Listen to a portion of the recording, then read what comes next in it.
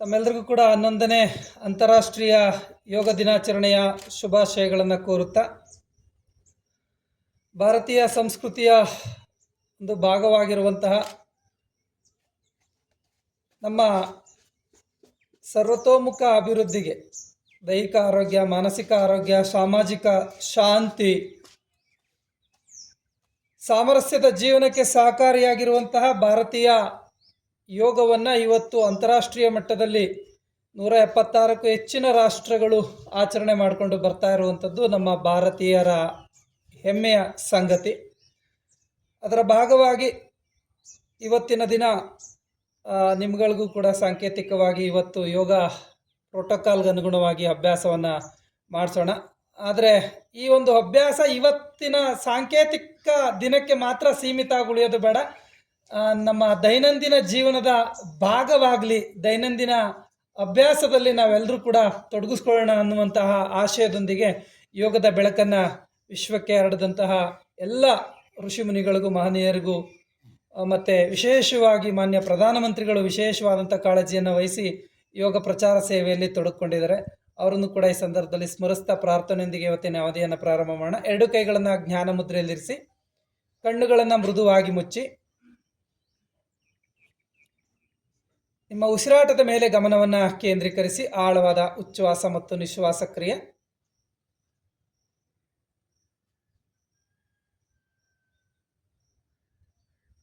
ಸಂಪೂರ್ಣವಾಗಿ ನಿಮ್ಮ ಮನಸ್ಸನ್ನು ನಿಮ್ಮ ಶರೀರದ ಕಡೆ ಕೇಂದ್ರೀಕರಿಸಿ ಆಳವಾದ ಉಚ್ಛ್ವಾಸ ಮತ್ತು ನಿಶ್ವಾಸ, ಉಸಿರನ್ನು ಸಹಜವಾಗಿ ತೆಗೆದುಕೊಳ್ಳಿ, ಸಹಜವಾಗಿ ಹೊರಬಿಡಿ. ಗಮನವನ್ನು ನಿಮ್ಮ ಉಸಿರಾಟದ ಕಡೆ ಕೇಂದ್ರೀಕರಿಸಿ. ದೀರ್ಘವಾದ ಶ್ವಾಸವನ್ನು ತೆಗೆದುಕೊಂಡು 3 ಬಾರಿ ಓಂಕಾರವನ್ನು ಪಠನ ಮಾಡೋಣ.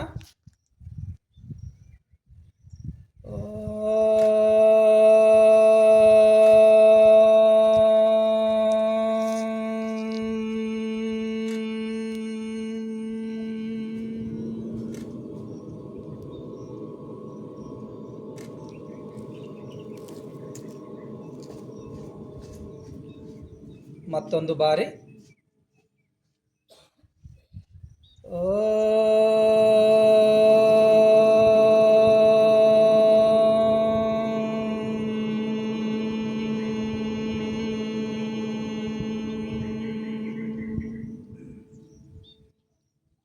ಇನ್ನೊಂದು ಬಾರಿ.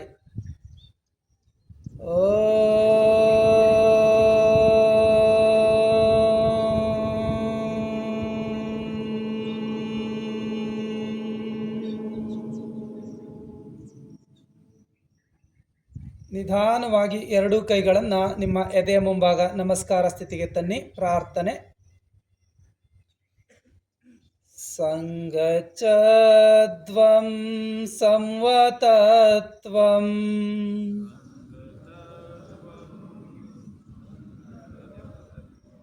ಸಂಗಚ್ಛದ್ವಂ ಸಂವತತ್ವಂ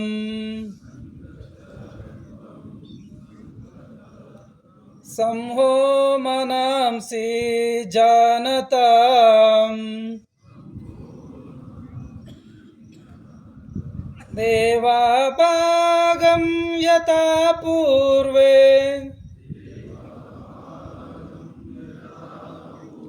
ಸಂಜಾನನ ಉಪಾಸತೆ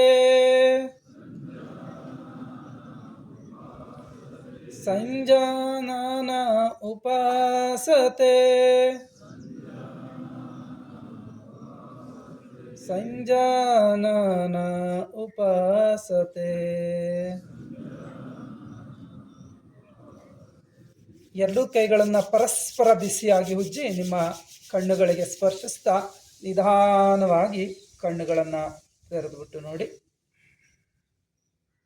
ಮೊದಲಿಗೆ ಆದಿಯೋಗಿ ಶಿವನನ್ನು ಭಕ್ತಿಪೂರ್ವಕವಾಗಿ ಸ್ಮರಿಸಿ, ಯೋಗವನ್ನು ಸೂತ್ರದ ರೂಪದಲ್ಲಿ ಕಟ್ಟಿಕೊಟ್ಟಂತಹ ಯೋಗ ಋಷಿ ಪತಂಜಲಿ ಮಹಾಮುನಿಗಳನ್ನು ಸ್ಮರಿಸುತ್ತಾ, ಅಂದಿನಿಂದ ಇಂದಿನವರೆಗೂ ಕೂಡ ಯೋಗ ಪರಂಪರೆಯನ್ನು ಉಳಿಸಿ ಬೆಳೆಸ್ಕೊಂಡು ಬಂದಿರುವಂತಹ ಎಲ್ಲ ಯೋಗ ಮಹನೀಯರಿಗೂ, ಋಷಿಮುನಿಗಳಿಗೂ, ಯೋಗ ಯೋಗಿನಿಯರಿಗೂ ಕೂಡ ಸ್ಮರಿಸಿಕೊಳ್ಳುತ್ತಾ, ತಮ್ಮೆಲ್ಲರಿಗೂ ಕೂಡ ಮತ್ತೊಮ್ಮೆ ನಮಸ್ಕರಿಸುತ್ತಾ ಇವತ್ತಿನ ಅಭ್ಯಾಸವನ್ನು ಪ್ರಾರಂಭ ಮಾಡೋಣ. ನಿಧಾನವಾಗಿ ಮೇಲೆ ಹೇಳಿ.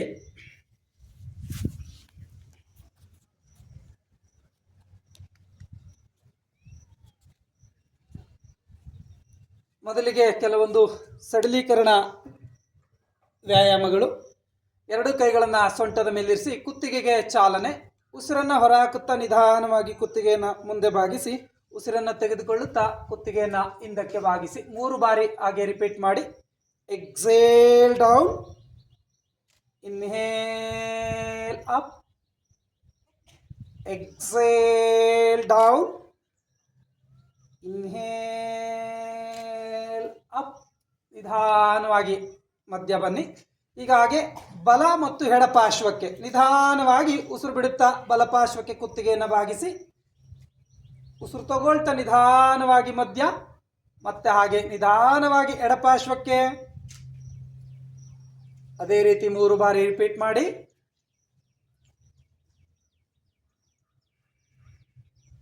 ಈ ಒಂದು ಅಭ್ಯಾಸ ನಿಮ್ಮ ಕುತ್ತಿಗೆ ಭಾಗದ ಸ್ನಾಯುಗಳ ಬಿಗಿತವನ್ನು ತಪ್ಪಿಸಿ ಕುತ್ತಿಗೆಗಳ ಸಡಿಲಿಕೆಗೆ, ಕುತ್ತಿಗೆ ಆರೋಗ್ಯಕ್ಕೆ, ಕುತ್ತಿಗೆ ನೋವಿಗೆ ಸಹಕಾರಿಯಾಗುವಂಥದ್ದು. ನೆಕ್ಸ್ಟ್ ಮಧ್ಯ ಬನ್ನಿ. ನಿಧಾನವಾಗಿ ಉಸಿರು ಬಿಡ್ತಾ ಕುತ್ತಿಗೆಯನ್ನು ಮುಂದೆ ಬಾಗಿಸಿ ಕ್ಲಾಕ್ ವೈಸ್ ರೊಟೇಷನ್. ಉಸಿರು ತಗೊಳ್ತಾ ನಿಧಾನವಾಗಿ ಅರ್ಧ ವೃತ್ತ, ಉಸಿರನ್ನು ಬಿಡುತ್ತಾ ನಿಧಾನವಾಗಿ ಮತ್ತರ್ಧ ವೃತ್ತ.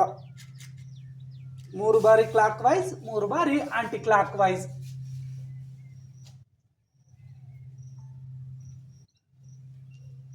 ಹಾಗೆ ರಿವರ್ಸ್.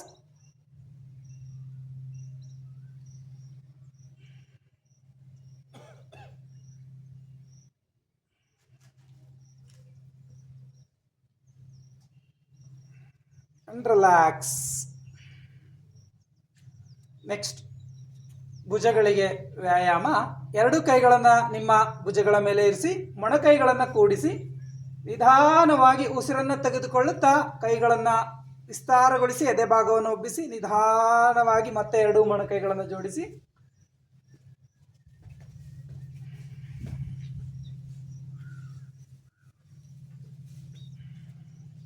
ಹಾಗೆ ರಿವರ್ಸ್ ಹಿಮ್ಮುಖ ಚಲನೆ.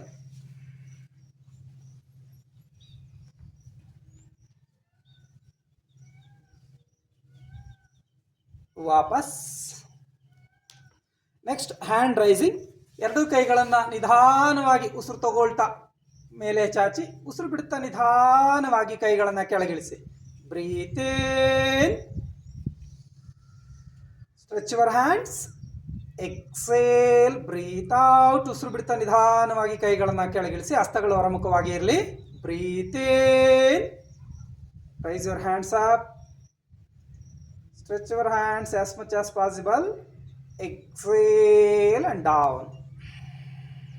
ಇನ್ಹೇಲ್,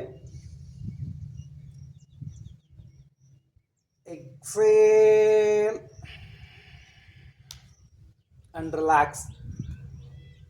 ನಿಮ್ಮ ಕುತ್ತಿಗೆ ಭಾಗ, ಭುಜದ ಭಾಗ ಮತ್ತು ಕೈಗಳಲ್ಲಿ ಆಗಿರುವಂತಹ ಬದಲಾವಣೆಗಳನ್ನು ಗಮನಿಸಿಕೊಳ್ಳಿ. ಶರೀರವನ್ನು ಸಡಿಲವಾಗಿ ಬಿಡಿ. ನೆಕ್ಸ್ಟ್ ಹಾಗೆ ಸೊಂಟದ ಭಾಗಕ್ಕೆ ಚಾಲನೆ ಕೊಡೋಣ. Legs apart. 2 ಕಾಲುಗಳ ನಡುವೆ 1-1.5 ಅಡಿ ಅಷ್ಟು ಅಂತರ ಇರಲಿ. ನಿಮ್ಮ 2 ಕೈಗಳನ್ನು ಮುಂದೆ ಚಾಚಿ ನಿಮ್ಮ ಭುಜಕ್ಕೆ ಸಮಾನಾಂತರವಾಗಿರಲಿ ಕೈಗಳು. ನಿಧಾನವಾಗಿ ಬಲಪಾರ್ಶ್ವಕ್ಕೆ ತಿರುಗಿ ನಿಮ್ಮ ದೃಷ್ಟಿಯನ್ನ ಬಲ ಹಸ್ತದ ಕಡೆ ಇರಿಸಿ ಎಡಗೈಯನ್ನ ನಿಮ್ಮ ಬಲಭುಜದ ಮೇಲೆ ಇರಿಸಿ. As much as possible twist your trunk. ನಿಮ್ಮ ಸೊಂಟದ ಭಾಗವನ್ನು ತಿರುಚಿ ಮತ್ತೆ ನಿಧಾನವಾಗಿ ಉಸಿರು ತಗೊಳ್ತಾ ಮುಂದೆ ಬನ್ನಿ, ಮಧ್ಯ ಬನ್ನಿ, ಮತ್ತೆ ಉಸಿರು ಬಿಡುತ್ತಾ ನಿಧಾನವಾಗಿ ಎಡಕ್ಕೆ ತಿರುಗಿ ನಿಮ್ಮ ಸೊಂಟದ ಭಾಗವನ್ನು ಎಷ್ಟು ಸಾಧ್ಯ ಆಗುತ್ತೋ ಅಷ್ಟು ತಿರುಚಿ ನಿಮ್ಮ ದೃಷ್ಟಿಯನ್ನ ಎಡ ಹಸ್ತದ ಕಡೆ ಇರಿಸಿ. ಮತ್ತೆ ನಿಧಾನವಾಗಿ ಮಧ್ಯ, ಮತ್ತೆ ನಿಧಾನವಾಗಿ ಬಲಕ್ಕೆ,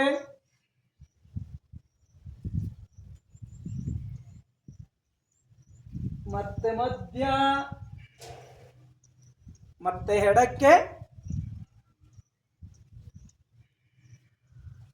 ನಿಧಾನವಾಗಿ ವಾಪಸ್ ಮಧ್ಯ ಬನ್ನಿ. ಕೈಗಳನ್ನು ನಿಧಾನವಾಗಿ ಕೆಳಗಿಳಿಸಿ ವಿಶ್ರಾಂತಿ. ನೆಕ್ಸ್ಟ್ ಹಾಗೆ ನಮ್ಮ ಮಂಡಿಗಳಿಗೆ ಚಾಲನೆಯನ್ನು ಕೊಡೋಣ. 2 ಕಾಲುಗಳ ನಡುವೆ 1/2 ಅಡಿಯಷ್ಟು ಅಂತರ ಇರಲಿ. 2 ಕೈಗಳನ್ನು ಮುಂದೆ ಚಾಚಿ ನಿಧಾನವಾಗಿ ಉಸಿರು ಬಿಡ್ತಾ ಮಂಡಿಗಳನ್ನು ಭಾಗಿಸಿ. Exhale down, inhale up, exhale down, inhale up, exhale down. Hold for few seconds. ಕೆಲ ಹೊತ್ತಾಗೇ ಇರಿ. ನಿಮ್ಮ ಮಂಡಿಯಲ್ಲಿ ಉಂಟಾಗುವಂತಹ ಆಹ್ಲಾದಕರವಾದಂತಹ ಅನುಭೂತಿಯನ್ನು ಅನುಭವಿಸಿ. Chair pose. ನಿಧಾನವಾಗಿ ವಾಪಸ್. ಇಷ್ಟೊತ್ತು ಮಾಡಿದಂತಹ ಅಭ್ಯಾಸಗಳು ಶಿಥಿಲೀಕರಣ ವ್ಯಾಯಾಮ, ಲೂಸ್ನಿಂಗ್ ಎಕ್ಸಸೈಸಸ್. ಈಗ ಯೋಗಾಸನಗಳ ಅಭ್ಯಾಸವನ್ನ ಮಾಡೋಣ. ಆರಾಮದಾಯಕವಾಗಿ ವಿಶ್ರಮಿಸಿ. ನನ್ಗೊಂದು ಖುಷಿಯಾಗೋದೇನು ಗೊತ್ತಾ, ಪೊಲೀಸ್ನವ್ರಿಗೆ ಕೆಲ್ಸಕ್ಕೆ ಸೇರ್ಕೊಳ್ಳೋದಕ್ಕೆ ಮುಂಚೆ ಫಿಟ್ನೆಸ್ಗೆ ಆದ್ಯತೆ ಕೊಟ್ಟಿದ್ದಾರಲ್ವಾ, ಫಿಟ್ನೆಸ್ ಎಕ್ಸಾಮ್ ಇಟ್ಟಿದ್ದಾರಲ್ವಾ, ಅದು ತುಂಬ ಖುಷಿ ವಿಚಾರ. ಆದರೆ ಆಫ್ಟರ್ ಅಪಾಯಿಂಟ್ಮೆಂಟು ಅಪಾಯಿಂಟ್ ಆದಮೇಲೆ, ನೀವು ಅಪಾಯಿಂಟ್ ಆದಾಗ ಹೇಗಿದ್ರಿ, ಅಪಾಯಿಂಟ್ ಆಗಿ 5 ರಿಂದ 10 ವರ್ಷ ಆದಮೇಲೆ ಹೇಗಿರ್ತೀರಿ, ಒಂದು ಬಿಫೋರು ಆಫ್ಟರ್ ಒಂದು ಫೋಟೋ ತೆಗೆದು ಇಟ್ಕೊಳ್ರಿ. ನಮ್ಗೆ ಎಷ್ಟು ಅಧ್ವಾನ ಮಾಡ್ಕೊಂಡಿರ್ತೀವಿ ನಮ್ಮ ಶರೀರವ ಅಂತ ಗೊತ್ತಾಗುತ್ತೆ. ಈಗಾದರೂ ಕೂಡ BMI ಕ್ಯಾಲ್ಕುಲೇಟರ್ ಪ್ರಕಾರ ಇಷ್ಟಕ್ಕಿಂತ ಮಾಸ್ ವೇಟ್ ಜಾಸ್ತಿ ಇರುವಂಥವ್ರು ಮತ್ತೆ ಫಿಟ್ನೆಸ್ಸನ್ನು ಮೇಂಟೈನ್ ಮಾಡಬೇಕು ಅಂತೇನೋ ಹೊಸ ಆದೇಶ ಬಂದಿದೆ. ಕೆಲವು ಕಡೆ ಅಭ್ಯಾಸಕ್ಕೆ ಕರಿತಿರ್ತಾರೆ. ಸೊ ಆಗೋದು ಬೇಡ. ನಾವು ಅಪಾಯಿಂಟ್ ಆದಾಗ ಹೇಗಿರ್ತೀವಿ, ರಿಟೈರ್ಮೆಂಟ್ ಆದಾಗಲೂ ಕೂಡ ಅದೇ ಫಿಟ್ನೆಸ್ಸನ್ನು ಉಳಿಸ್ಕೋಬೇಕು ಅಂತ ಹೇಳಿದ್ರೆ, ದೈನಂದಿನ ಜೀವನದಲ್ಲಿ 1 ತಾಸನ್ನು, 1 ಗಂಟೆಯನ್ನು ನಿಮಗಾಗಿ ನೀವು ಮೀಸಲಿಟ್ಟು ಅಭ್ಯಾಸವನ್ನು ಮಾಡ್ತಾ ಬನ್ನಿ. ಖಂಡಿತವಾಗಿಯೂ ಕೂಡ ನಿಮ್ಮ ಫಿಟ್ನೆಸ್ಸು ರಿಟೈರ್ಡ್ ಆಗುವಂತಹ ಸಂದರ್ಭದಲ್ಲೂ ಕೂಡ ಹಾಗೆ ಉಳ್ಕೊಂಡಿರುತ್ತೆ. ಸಮಸ್ಥಿತಿಗೆ ಬನ್ನಿ. ಕೆಲವೊಂದು ಅಭ್ಯಾಸಗಳು. 2 ಕಾಲುಗಳನ್ನು ಜೋಡಿಸಿ ನೇರವಾಗಿ ನಿಂತ್ಕೊಳ್ಳಿ. 2 ಕೈಗಳು ನಿಮ್ಮ ತೊಡೆ ಪಕ್ಕದಲ್ಲಿರಲಿ. ನಿಮ್ಮ 2 ಕೈಗಳನ್ನು ಪರಸ್ಪರ ಇಂಟರ್ಲಾಕ್ ಮಾಡಿ ಎದೆ ಮುಂಭಾಗ ತನ್ನಿ. ಉಸಿರು ತಗೊಳ್ತಾ ನಿಧಾನವಾಗಿ ಕೈಗಳನ್ನು ಮುಂದೆ ಚಾಚಿ ಕೈಗಳನ್ನು ನೆತ್ತಿಯಿಂದ ಮೇಲೆ ತನ್ನಿ. ನಿಧಾನವಾಗಿ ನಿಮ್ಮ ತುದಿ ಬೆರಳಿನ ಮೇಲೆ ನಿಲ್ಲಿ. ಉಸಿರಾಟ ಸಹಜವಾಗಿರಲಿ. ಕೆಲವು ಕ್ಷಣ ಹಾಗೆ ಇರಿ. 1 2 3. Stretch your hands. ಎಷ್ಟು ಸಾಧ್ಯ ಆಗುತ್ತೋ ಅಷ್ಟು ಕೈಗಳನ್ನು ಮೇಲ್ಮುಖವಾಗಿ ಸ್ಟ್ರೆಚ್ ಮಾಡಿ. ನಿಮ್ಮ ಹೊಟ್ಟೆಯನ್ನು ಒಳಮುಖವಾಗಿ ಸೆಳೆಯಿರಿ. ಉಸಿರಾಟ ಸಹಜವಾಗಿರಲಿ. ಕೆಲವು ಕ್ಷಣ ಹಾಗೆ ಇರಿ. 4 5 6 7 8 9 10. ನಿಧಾನವಾಗಿ ವಾಪಸ್. ಕಾಲುಗಳನ್ನು ಕೆಳಗಿಳಿಸಿ, ಕೈಗಳನ್ನು ನಿಧಾನವಾಗಿ ಸೈಡ್ ವೈಸ್ ಕೆಳಗಿಳಿಸಿ. ರಿಲ್ಯಾಕ್ಸ್. ಇದು ವಿಶೇಷವಾಗಿ ನಿಮ್ಮ ಮೀನಖಂಡಗಳಿಗೆ ಬಲವನ್ನು ತಂದುಕೊಡುತ್ತೆ. ನಮ್ಮ ಕಾಲುಗಳ ಸೆಳೆತ, ನೋವುಗಳು ನಿವಾರಣೆ ಆಗಲಿಕ್ಕೆ ಸಹಕಾರಿಯಾಗುತ್ತೆ. ಸೊ ಇದರಲ್ಲಿ ವೇರಿಯೇಷನ್ಸ್ಗಳು ತುಂಬ ಹಲವಾರಿದ್ದಾವೆ. ಸಾಧಾರಣಕ್ಕೆ ಇವತ್ತು ಯೋಗ ಪ್ರೋಟೋಕಾಲು ಎಲ್ಲರೂ ಭಾಗವಹಿಸೋದ್ರಿಂದ ಸರಳವಾಗಿರುವಂಥ ಒಂದಷ್ಟು ಆಯ್ಕೆ ಮಾಡಿಕೊಂಡು ಎಲ್ರಿಗೂ ಅಭ್ಯಾಸಕ್ಕೆ ಅನುಕೂಲಕರವಾದಂತಹ ಕೆಲವೊಂದು ಆಸನಗಳನ್ನು ಆಯ್ಕೆ ಮಾಡಿಕೊಳ್ಳಲಾಗಿದೆ. ನೆಕ್ಸ್ಟ್ ಹಾಗೆ ಸಮಸ್ಥಿತಿಗೆ ಬನ್ನಿ. ಮುಂದಿನ ಅಭ್ಯಾಸ ವೃಕ್ಷಾಸನ, ಟ್ರೀ ಪೋಸ್. ನಿಮ್ಮ ಬಲಗಾಲನ್ನು ಎತ್ತಿ ನಿಮ್ಮ ಎಡ ತೊಡೆಯ ಮೇಲೆ ನಿಮ್ಮ ಪಾದವನ್ನು ಅಡ್ಡಲಾಗಿ ಇರಿಸಿ. ಫೋಕಸ್ ಮಾಡಿ ದೃಢವಾಗಿ ನಿಲ್ಲಿ. ಎಡಗಾಲನ್ನು ಬಿಗಿಗೊಳಿಸಿ, ಮಂಡಿ ಚಿಪ್ಪನ್ನು ಬಿಗಿಗೊಳಿಸಿ ಸ್ಥಿರವಾಗಿ ನಿಂತು ಆನಂತರ ನಿಧಾನವಾಗಿ 2 ಕೈಗಳನ್ನು ನಮಸ್ಕಾರ ಸ್ಥಿತಿಗೆ ತನ್ನಿ. ದೃಷ್ಟಿ ಮುಂದೆ ನೋಡ್ತಾ ಇರಲಿ. ಇದು ನಿಮ್ಮ ಏಕಾಗ್ರತೆಯನ್ನು ಹೆಚ್ಚಿಸಿಕೊಳ್ಳಲಿಕ್ಕೆ ಸಹಕಾರಿಯಾಗುತ್ತೆ ಮತ್ತು ನಮ್ಮ ಕಾಲುಗಳಿಗೂ ಕೂಡ ಬಲವನ್ನು ತಂದುಕೊಡುತ್ತೆ. Vrikshasana, tree pose. ಕೆಲ ಹೊತ್ತಾಗೆ ಇರಿ. 1 2 3 4 5 6 7 8 9 10. ನಿಧಾನವಾಗಿ ಉಸಿರು ಬಿಡ್ತಾ ಕೈಯನ್ನು ಕೆಳಗಿಳಿಸಿ. ತದನಂತರ ನಿಧಾನವಾಗಿ ಕಾಲನ್ನು ಕೆಳಗಿಳಿಸಿ. ನೋಡಿ, ಕೆಲವರು ಮಂಡಿ ಮೇಲೆ ಹೊತ್ತಿಡ್ತೀರಿ ಪಾದವನ್ನು. ಮಂಡಿ ಮೇಲೆ ಹೊತ್ತಿಡಬಾರ್ದು. ಮಂಡಿ ಮೇಲೆ ಹೊತ್ತಿಟ್ರೆ ಮಂಡಿ ಮೇಲೆ ಒತ್ತಡ ಬೀಳುತ್ತೆ, ಮಂಡಿ ನೋವು ಶುರುವಾಗುತ್ತೆ. ತೊಡೆ ಮೇಲೆ ಹೊತ್ತಿಡಿಬೇಕು ಪಾದವನ್ನು. ಪಾದ ತೊಡೆಗೆ ಅಡ್ಡಲಾಗಿರ್ಬೇಕು. ಹೀಗೆ ತೊಡೆಗೆ ಸಮಾನಾಂತರವಾಗಿ ಅಡ್ಡಲಾಗಿರಿಸಿ ಕಾಲನ್ನು ಸಮಾನಾಂತರವಾಗಿ ಸೈಡಿಗೆ ತನ್ನಿ. ಮುಂದೆ ತರಬೇಡಿ, ಮಂಡಿಯನ್ನು ಸೈಡಿಗೆ ತನ್ನಿ. ಸೊ ಬಿಗಿಯಾಗಿ ನಿಂತ್ಕೊಳ್ಳಿ. ಫಸ್ಟ್ ಬ್ಯಾಲೆನ್ಸ್ ಮಾಡಿ, ಆನಂತರ ನಿಧಾನವಾಗಿ ಕೈಗಳನ್ನು ನಮಸ್ಕಾರ ಸ್ಥಿತಿಗೆ ತನ್ನಿ. ದೃಷ್ಟಿ ಮುಂದೆ ನೋಡ್ತಾ ಇರಲಿ. ಉಸಿರಾಟ ಸಹಜವಾಗಿರಲಿ. ಕೆಲ ಹೊತ್ತಾಗೆ ಇರಿ.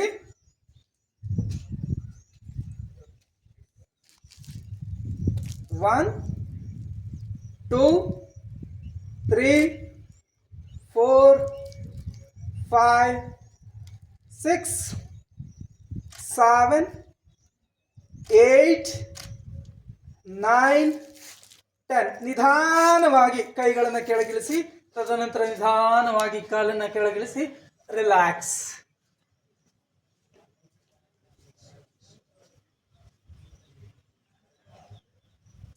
ಸಮಸ್ಥಿತಿ. ನೆಕ್ಸ್ಟ್ ಕಟಿಚಕ್ರಾಸನ.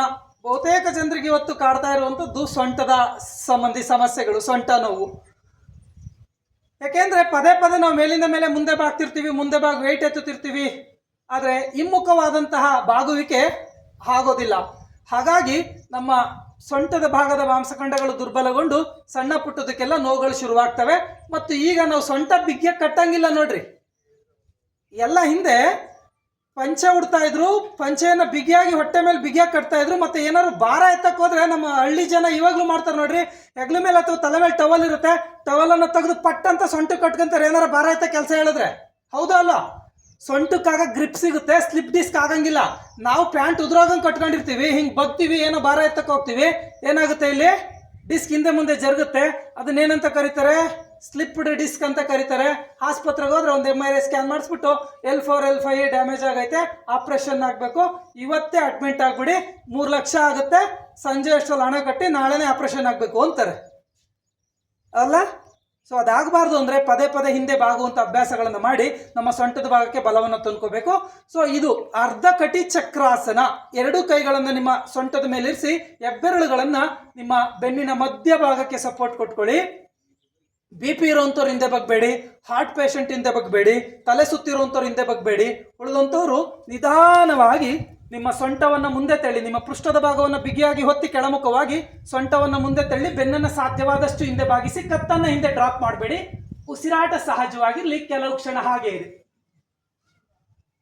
1 2 3 4 5 6 7 8 9 10.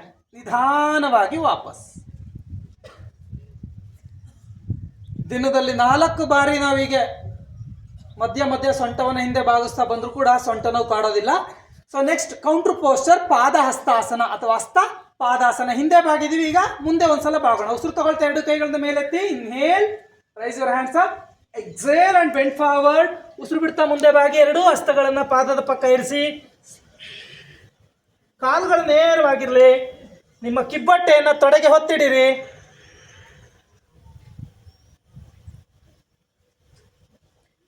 ಒನ್ 2 3 4 5 6 7 8 9 10. ಉಸಿರು ತಗೊಳ್ತಾ ನಿಧಾನ ಮೇಲೆ ಬನ್ನಿ, ಕೈಗಳನ್ನ ಮೇಲೆ ಚಾಚಿ ನಿಧಾನವಾಗಿ ಕೈಗಳನ್ನ ಕೆಳಗಿಳಿಸಿ. ನೆಕ್ಸ್ಟ್ ವಿಶ್ರಾಂತಿ.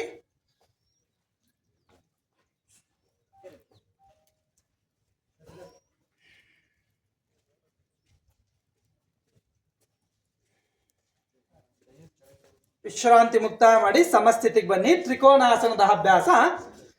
ಉಸಿರು ತುಂಬಿಸ್ತಾ ಎರಡು ಕೈಗಳನ್ನು ನಿಮ್ಮ ಎದೆ ಮುಂಭಾಗ ಇರಿಸಿ, ಸ್ವಲ್ಪ ಜಂಪ್ ಮಾಡಿ ಕಾಲುಗಳನ್ನು ವಿಸ್ತರಿಸಿ, ನಿಮ್ಮ ಬಲಪಾರ್ಶ್ವಕ್ಕೆ ತಿರುಗಿ, ಬಲಗಾಲನ್ನು ಮುಂದೆ ತಿರುಗಿಸಿ ಬಲಪಾರ್ಶ್ವಕ್ಕೆ ತಿರುಗಿ ನಿಧಾನವಾಗಿ ಮುಂದೆ ಬಾಗಿ ನಿಮ್ಮ ಕಣಕಾಲನ್ನ, ಗಿಣ್ಣನ್ನ, ನಿಮ್ಮ ಹಸ್ತವನ್ನ ಗಿಣ್ಣಿನ ಮೇಲೆ ಇರಿಸಿ, ದೃಷ್ಟಿ ಮೇಲ್ ನೋಡ್ತಾ ಇರಲಿ, ಎಡ ಹಸ್ತ ನೇರವಾಗಿರ್ಲಿ. ಕಾಲು ನೇರ ಮಾಡಿ, ಮಂಡಿ ನೇರ, ಮುಂದೆ ಬಗ್ಬಾರ್ದು. ನಿಮ್ಮ ಪಾರ್ಶ್ವಕ್ಕೆ, ನಿಮ್ಮ ಶರೀರ ನಿಮ್ಮ ಕಾಲಿನ ನೇರಕ್ಕಿರ್ಬೇಕು, ಮುಂದೆ ಬಗ್ಬಾರ್ದು. Triangle posture. ನೀವು ಕಾಲು ಎಲ್ಲಿ ಎಷ್ಟು ಸಾಧ್ಯ ಆಗುತ್ತೋ ಅಷ್ಟು ಬಾಗಿ, ಪಾದನೆ ಮುಟ್ಟಬೇಕು ಅಂತಿಲ್ಲ. ನಿಮ್ಮ ಕಣಕಾಲ ಮೇಲೆ ಕೈ ಇಟ್ಕೊಳ್ಳಿ, ಆದರೆ ಪಾರ್ಶ್ವಕ್ಕೆ ಬಾಗಿರಿ. ಎಡಗೈ ನೇರ ಮಾಡಿ, ಕತ್ ಮೇಲೆ ಎತ್ತಿ, ಎಡ ಹಸ್ತವನ್ನು ನೋಡಿ. ಉಸಿರಾಟ ಸಹಜವಾಗಿರಲಿ. ನಿಮ್ಮ ಕಣಕಾಲುಗಳಲ್ಲಿ, ಸೊಂಟದ ಭಾಗದಲ್ಲಿ ಸೆಳೆತ ಬರೋದನ್ನು ಗಮನಿಸ್ಕೊಳ್ಳಿ. 1 2 3 4 5 6 7 8 9 10. ನಿಧಾನವಾಗಿ ಉಸಿರು ತಗೊಳ್ತಾ ಮೇಲೆ ಬನ್ನಿ. ಕಾಲ್ಗಳ ಅದೇ ಸ್ಥಿತಿಯಲ್ಲಿರಲಿ. ಕೈಗಳ ಎಡು ಕೈಗಳನ್ನು ಚಾಚಿರಿ. ಈಗ ನಿಧಾನವಾಗಿ ಇದೇ ಅಭ್ಯಾಸವನ್ನ ಎಡಪಾರ್ಶ್ವದಿಂದ ಅಭ್ಯಾಸ ಮಾಡಿ.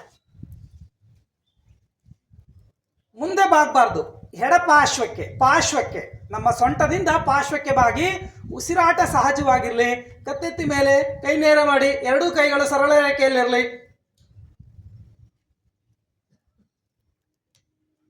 1 2 3 4 5 6 7 8 9 10. ನಿಧಾನವಾಗಿ ಉಸಿರು ತಗೊಳ್ತಾ ಮೇಲೆ ಬನ್ನಿ. ಉಸಿರು ಬಿಡ್ತಾ ನಿಧಾನವಾಗಿ ಕೈಗಳನ್ನ ಕೆಳಗಿಳಿಸಿ, ಕಾಲುಗಳನ್ನ ಹತ್ರ ತಂದು ವಿಶ್ರಾಂತಿ.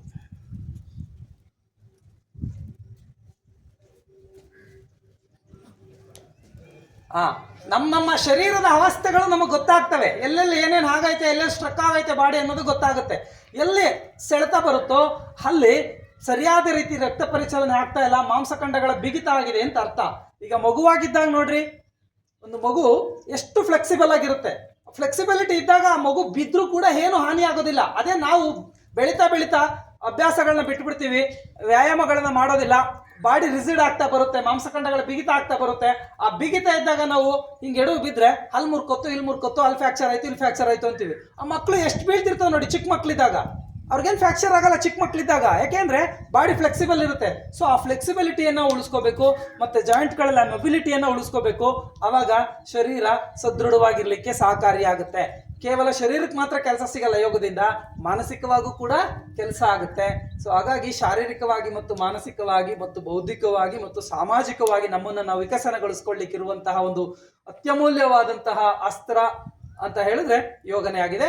ಈಗ ನಿಂತು ಮಾಡುವಂತಹ ಕೆಟಗರಿಯಲ್ಲಿ ಇದ್ದಂತಹ ಅಭ್ಯಾಸಗಳನ್ನ ಮುಗಿಸಿದೀವಿ. ಈಗ ನಿಧಾನವಾಗಿ ಕೆಳಗೆ ಕುಳಿತುಕೊಳ್ಳಿ, ಕುಳಿತು ಮಾಡುವ ಅಭ್ಯಾಸಗಳನ್ನ ಮಾಡೋಣ.